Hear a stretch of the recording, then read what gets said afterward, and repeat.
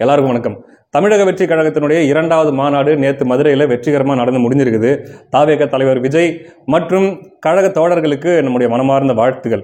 விஜய் அவர்களுடைய பேச்சு இந்த கூட்டத்தில் எப்படி இருந்துச்சு அப்படின்னு சொல்லணும் அப்படின்னா, முதல் மாநாடு விக்கிரவாண்டியில் அவங்க போட்ட முதல் மாநாட்டில் ஆரம்பிச்சு அதுக்கப்புறம் சில நிகழ்வுகளில் அவர் பேசின அந்த பேச்சுகளை விட இந்த ரெண்டாவது மாநாட்டில் விஜய் அவர்களுடைய பேச்சு சிறப்பாகவே இருந்துச்சு. இன்னும் சொல்ல போனால் அரசியலில் ஸ்ட்ராங்காக கால் எடுத்து வச்சிருக்கிறாரு அப்படிங்கிறத விஜய் அவர்களுடைய அந்த பேச்சு உணர்ச்சி.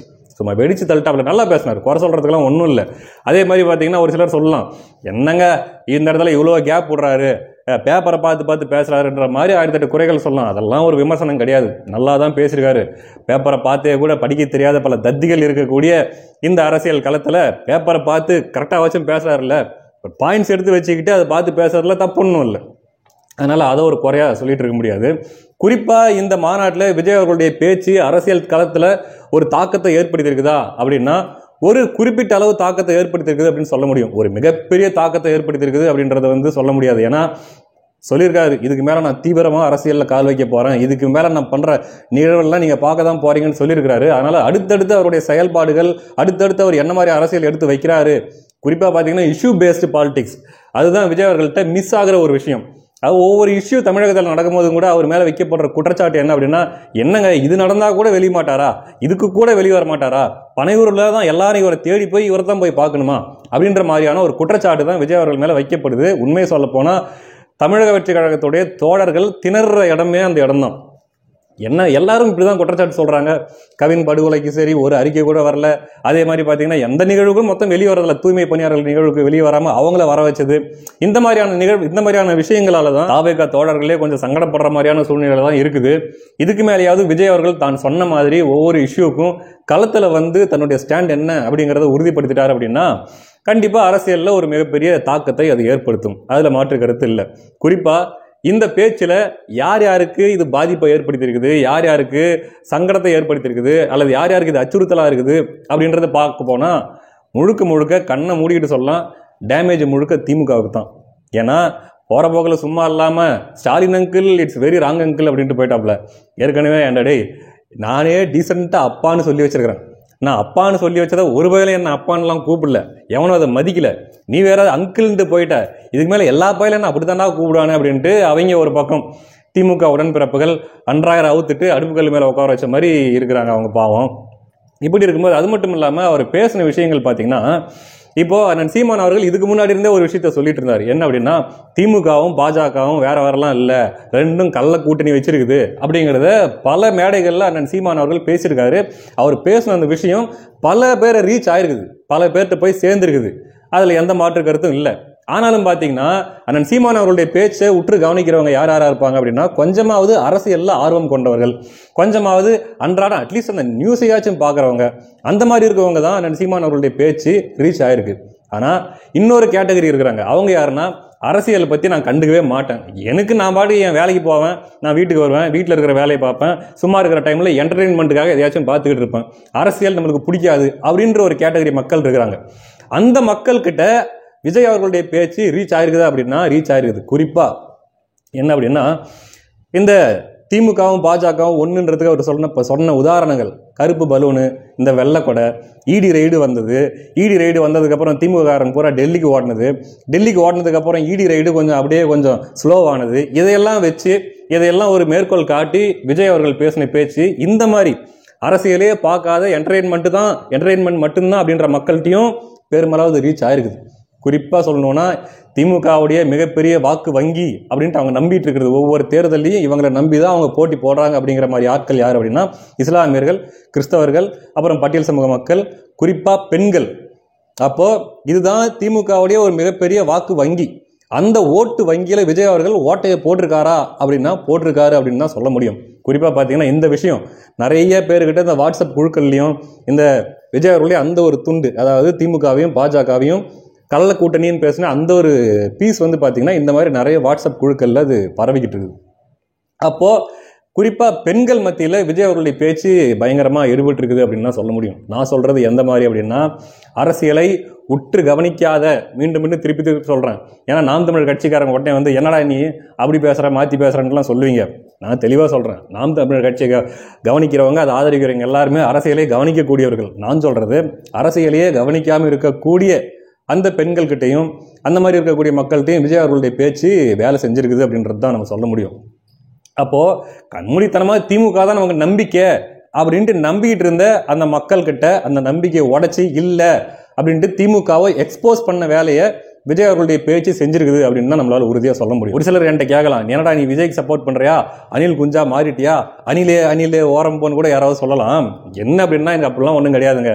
திமுகவை யார் பலவீனப்படுத்தினாலும் அது நல்லதுன்னு தான் நான் சொல்லுவேன். அந்த வகையில் விஜய் அவர்கள் செஞ்சிருக்கிற இந்த விஷயம் திமுகவை பலவீனப்படுத்திருக்குது அப்படின்னு சொல்கிறேன். அவ்வளோதான். மற்றபடிக்கு பார்த்தீங்கன்னா இதில் இன்னொரு குறிப்பாக இதில் பார்க்க வேண்டிய முக்கியமான விஷயம் என்ன அப்படின்னா, ஒரு குறிப்பிட்ட கட்சிக்கு இதில் ரூட்டு கிளியராக இருக்குது, தெளிவாக இருக்குது. யார் அப்படின்னா அதுதான் அண்ணன் சீமான் அவர்களுக்கும் நாம் தமிழர் கட்சிக்கும். நல்லா பாருங்க, போன தடவையாச்சும் தமிழ் தேசியமும் திராவிடமும் இரண்டு கண்கள் அப்படின்ற மாதிரி பொதுவாக தமிழ் தேசியத்தையும் கொஞ்சம் உள்ள கொண்டு வரணும், திராவிடத்தையும் கொஞ்சம் சேர்த்துக்கணுன்ற மாதிரி விஜய் அவர்கள் பேசிட்டு இருந்தார். ஆனால் இந்த மாநாட்டில் தெளிவாக அவருடைய பேச்சு நான் பெரியாரின் பேரன் அப்படின்றத அந்த போட்ட பாட்டிலேயே வரியிலேயே அது சொல்லிட்டாப்ல. அப்போ இனிமே தமிழ் தேசியம் எனக்கு பெருசாக ஒன்றும் கிடையாது, திராவிடம் தான் அப்படிங்கிறத எப்போ பெரியாரின் பேரன் அப்படின்னு சொன்னாரோ அங்கேயே நிறுவிட்டார். கூடுதலாக ஒரு பக்கம் எம்ஜிஆர் அவர்களுடைய படம், இன்னொரு பக்கம் அண்ணா அவர்களுடைய படம், ரெண்டையும் போட்டு திமுக அதிமுக என்ன அரசியல் செய்தோ அதே அரசியலை தான் நான் செய்ய போறேன். என்ன ஒன்று, அவங்க அந்த அரசியலை ஒழுங்காக செய்யலை, ஊழல் அப்படி இப்படின்ட்டு அவங்க ஊறிட்டாங்க. ஆனால் நான் அதே அரசியலை இன்னும் நல்லா செய்ய போறேன், ஊழல் இல்லாத வரப்போறேன், கரைப்படியாத கரங்களுக்கு சொந்தக்காரர் அப்படின்ட்டு அவர் முழுக்க என்ன சொல்றாரு, இவர்களுக்கு நான் ஆல்டர்னேட்டிவ், திராவிடத்துக்கு இன்னொரு திராவிடம் ஆல்டர்னேட்டிவ், அந்த திராவிடம் தான் நான் அப்படிங்கிற மாதிரி தான் அவருடைய பேச்சு. அங்கே வைக்கப்பட்டிருந்த புகைப்படங்கள், அந்த பாடல் வரிகள், இது எல்லாமே அந்த மாதிரி தான் காட்டுது. அப்போ இதுக்கு மேலே அண்ணன் சீமான் அவர்களுக்கும் சரி நாம் தமிழ் கட்சிக்கும் சரி ரூட்டு கிளியர், தீவிரமான தெளிவான தமிழ் தேசிய பாதையில் அவங்க தொடர்ந்து பயணிக்கலாம். அண்ணன் சீமான் அவர்களுடைய வளர்ச்சி, இன்னும் சொல்ல போனால் திராவிடத்தை கடுமையாக எதிர்த்து ஒரு தீவிரமான தமிழ் தேசியத்தை அண்ணன் சீமான் அவர்களும் நாம் தமிழ் கட்சியும் இதுக்கு மேலே வர காலங்களில் முன்னெடுக்குது அப்படின்னா கட்டாயம் இந்த தேர்தலில் நாம் தமிழ் கட்சியோட வளர்ச்சின்றது அதிகமாக தான் இருக்கும். ஏன்னா தமிழ்நாட்டில் இப்போதைக்கு தமிழ் தேசியத்தை பேசக்கூடிய ஒரே ஒரு அரசியல் கட்சி அப்படின்னா நாம் தமிழ் கட்சி மட்டும்தான் இருக்குது. அப்படின்னும் போது தமிழ் தேசியத்தை தமிழ் தேசியம் பக்கம் ஈர்க்கப்பட்ட மக்கள், அதே மாதிரி மொழிக்கும் இந்த இன உணர்வுக்கும் இயற்கை வளங்கள் இதுக்கெல்லாமே ரொம்ப முக்கியத்துவம் கொடுத்து இதன் மேலாம் பற்று வச்சிருக்கிற மக்கள் யார் ஆதரிப்பாங்க அப்படின்னா நாம் தமிழ் கட்சியை தான் ஆதரிப்பாங்க. அந்த வகையில் விஜய் அவர்கள் இப்படி ஒரு ரூட் எடுத்திருப்பது அது நாம் தமிழ் கட்சிக்கு ஒரு வகையில் அது சாதகமாக தான் போயிருக்குது. அதனால எந்த பிரச்சனையும் கிடையாது. இன்னும் சொல்ல போனால் திமுகவுக்கு தான் அது பாதகம். ஏன்னா ஏற்கனவே திமுக மேலே கொஞ்சம் வெறுப்பில் இருக்கக்கூடிய, திமுக மேலே கொஞ்சம் மனக்குறையில் இருக்கக்கூடிய பெரியாரிஸ்டுகள், நான் சொல்றது இந்த பெரியாரிஸ்ட் இயக்கங்களை சொல்லல, இந்த கருஞ்சட்டைங்களை நான் சொல்லல. ஏன்னா இவங்க எப்பயுமே கடைசி வரைக்கும் திமுக கிட்ட தான் ஒட்டுண்ணி மாதிரி ஒட்டிக்கிட்டு தின்னுட்டு இருப்பாங்கன்னு வச்சாங்களேன், அவங்கள சொல்ல. நான் சொல்றது அந்த மாதிரியான சிந்தனைகள், அந்த மாதிரியான இந்த மனப்போக்கு கொண்டவர்கள் பரவாயில்லையே, நமக்கு இதை விட இது பெட்டரா இருக்குது அப்படின்ற மாதிரி விஜய் அவர்களை தேர்ந்தெடுக்கிறதுக்கு வாய்ப்பு இருக்குது. எப்படியோ ஒன்று திமுகன்ற ஒரு கட்சி இல்லாமல் போய் தமிழ்நாட்டில் இருக்கக்கூடிய பிரதான கட்சிகளுடைய தலைவர்கள் எல்லாம் தமிழ் தலைவர்களாக இருந்து போட்டி அந்த தமிழ் தலைவர்களுக்குள்ள வந்துச்சுன்னா நல்ல விஷயம் தானே, சந்தோஷம் தானே. அதனால விஜய் அவர்கள் திமுகவை ரீப்ளேஸ் பண்றாரு அப்படின்னா பண்ணட்டும், நல்ல விஷயம்தான்.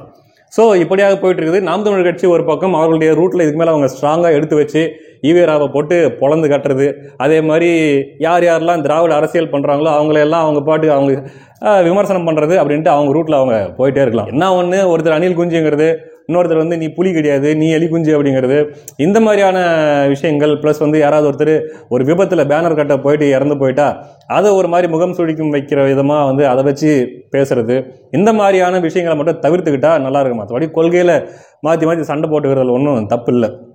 இன்னொன்று, கடைசியாக இந்த விஜய் அவர்களுடைய இந்த முன்னெடுப்பு, இந்த பேச்சு, அவருடைய அரசியல் நகர்வு யாருடைய தேர்தல் வெற்றிக்கு 2026 சாதகமாக அமைய போகுது அப்படின்ட்டு அரசியல் விமர்சகர்கள் திறனாய்வாளர்கள்லாம் சொல்கிறாங்க. அப்படின்னா விஜய் அவர்கள் பிரிக்க போகிறது திமுகவுடைய எதிர்ப்பு வாக்கு, அதை விட அதிகமாக விஜய் அவர்கள் பிரிக்க போகிறது திமுகவுடைய அந்த சாலிட் ஓட் பேங்க் இருக்கு இல்லையா, திமுகவுடைய ஆதரவு வாக்கு, இதை தான் விஜய் அதிகமாக உடைக்க போகிறாரு. அப்போது ஆட்டோமேட்டிக்காக இது யாருக்கு சாதகமாக போகும் அப்படின்னா எதிர்நிலையில் ஏற்கனவே ஒரு கூட்டணி அமைத்து வைத்திருக்கிற, இன்னும் இப்போ பல கூட்டணி கட்சிகள் வந்து சேரப்போக இருக்கிற ஒரு வலுவான கூட்டணி அதிமுக அமைச்சிருச்சு அப்படின்னா அது அவர்களுக்கு தான் சாதகமாக போகும் அப்படிங்கிறது தான் அரசியல் பார்வையாளர்களுடைய கருத்தாக இருக்குது. எது எப்படியோ பார்க்கலாம், இன்னும் அடுத்தடுத்து இருக்குது, டைம் இருக்குது. அடுத்து விஜய் அவர்கள் என்ன மாதிரியான பாலிடிக்ஸ் பண்ண போகிறாரு அப்படிங்கிறது தெரியல. என்ன ஒன்று இதில் ஒரே ஒரு குறையாக நான் பார்க்குற விஷயம், அந்த மேடை பேச்சில் சில விஷயங்கள், அதாவது சில ரியல் இஷ்யூஸை வந்து அட்ரஸ் பண்ணி பேசியிருக்கலாம். அதை அப்படியே தவிர்த்து விட்டு போயிட்டார், அப்படியே மேலோட்டமாக பேசிட்டு போயிட்டாரே தவிர, குறிப்பாக சொல்லப்போனால் கவின் அவர்களுடைய அந்த ஆணவ படுகொலை, அதே மாதிரி ஒவ்வொரு தடவை இந்த மாதிரி, அதுக்கு முன்னாடி பார்த்தீங்கன்னா அந்த அஜித்குமார் அவர்களுடைய படுகொலை, இந்த மாதிரி இஷ்யூஸ் அடிப்படையில் திமுகவை அட்டாக் பண்ணி அவர் பேசியிருந்தாருன்னா அது இன்னும் மிகப்பெரிய ஒரு வரவேற்பை பெற்றிருக்கும். இன்னும் அந்த சமூக மக்களிடம் இருந்த ஆதரவு வந்து இன்னும் விஜய் அவர்களுக்கு பல மடங்கு கூடியிருக்கும். அது ஒன்று அவர் ஏன் செய்ய தவறிட்டாரு அப்படிங்கிறது தெரியல. அதனால் அடுத்தடுத்த காலகட்டத்திலேயாச்சும் ஒரு இஷ்யூ வரும்போது அந்த இஷ்யூவை பற்றி அவர் பேசணும், ப்ரெஸ் மீட் கொடுக்கறது, அந்த மாதிரி களத்தில் வந்து மக்களை சந்திக்கிறது, இந்த மாதிரி பண்ணார் அப்படின்னா நிச்சயமாக அரசியல் களத்தில் ஒரு மிகப்பெரிய தாக்கத்தை விஜய் ஏற்படுத்துவார் அப்படிங்கிறதுல எந்த மாற்று கருத்தும் இல்லை. அடுத்த காணொளியில் சந்திக்கலாம். நன்றி.